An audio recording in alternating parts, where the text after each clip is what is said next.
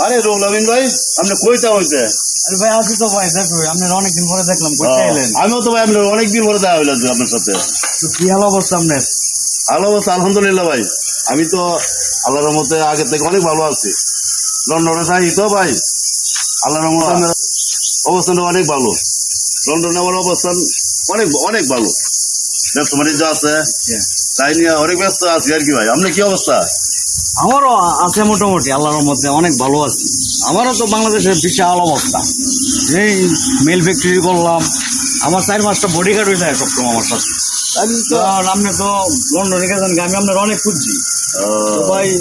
এই আমার কমপক্ষে 10-20 হাজার কর্মচারী আছে, মেল ফ্যাক্টরির অভাব নেই আমার।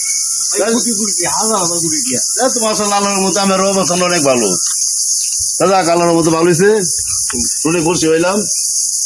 তা ভাই আপনার বাড়িতে একদিন আসছেন, বেড়ায় যাবেন আসছেন। ঠিক আছে ভাই, ঠিক আছে ভাই, রইলো। হ্যাঁ, অবশ্যই আপনার জন্য দোয়া রইল। আল্লাহ হাফেজ।